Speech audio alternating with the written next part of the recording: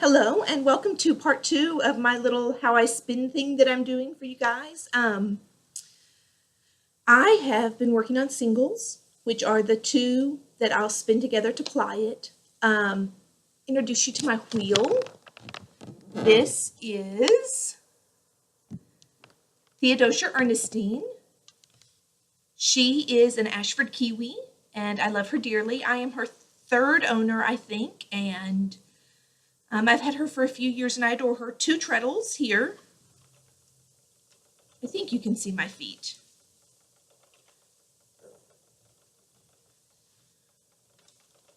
The husband's going to help me move things around.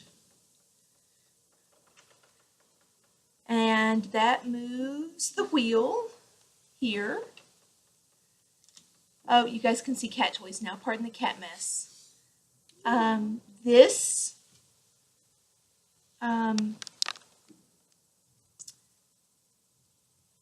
I've forgotten what this is called.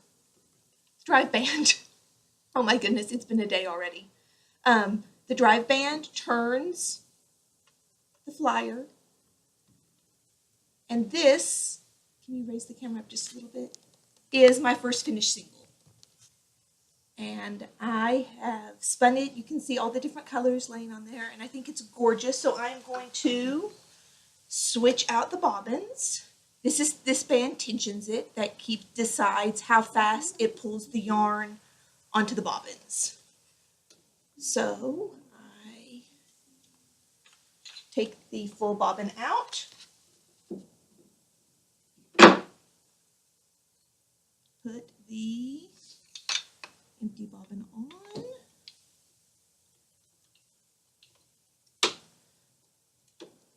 drive band back on, tension back on, and this is the leader. It is what the yarn attaches to start pulling it on.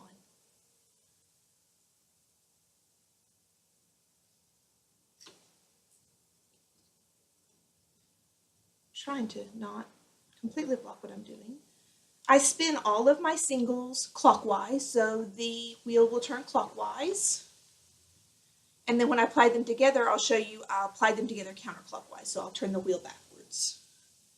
Here is the fiber I'm going to do the single out of, and it is ready to go. Sometimes I'll divide it into smaller strips or do other things to it. For this project, I am just spinning it literally straight off the braid.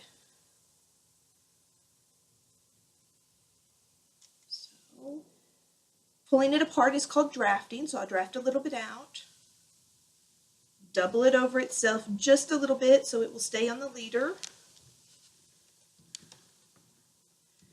and then let the twist slowly move into the braid of fiber.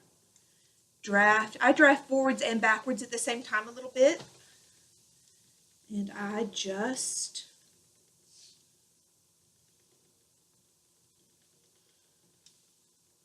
that's it. I just pull a little bit out at a time.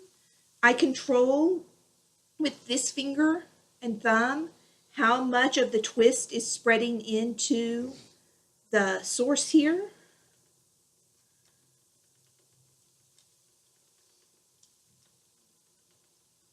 If I want thicker yarn, then I let it travel deeper in. If I want thinner yarn, I draft it faster and spin slower and just stretch it out.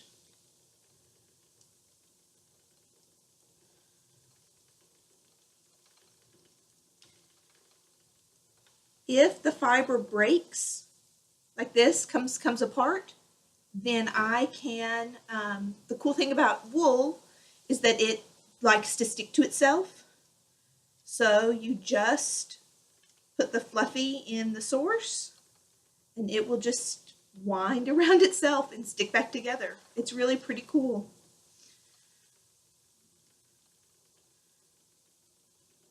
So that is how I spin. That's how I do singles. It's getting a little thick. I got spinning a little fast, treadling a little fast. So I'm going to slow it down, stretch the fibers a little further apart. One trick to know when you're spinning is to know how long a staple is. That's how long one piece of wool is. Let me pull out some here. This has a pretty short staple. You can see right there that the fibers run a few inches. If you are holding your hands too close together as you draft, then you are holding both ends of the staple at the same time and it won't pull apart. So knowing how long the staple is of your fiber will help you keep your hands far enough apart that you do not, you don't hold both ends of it at the same time, because then it can't draft and pull. This particular wheel, I have to move the yarn from hook to hook as I go to keep it more or less even here. And that's just a matter of literally moving it to the next hook. Whoa, not that direction, this direction.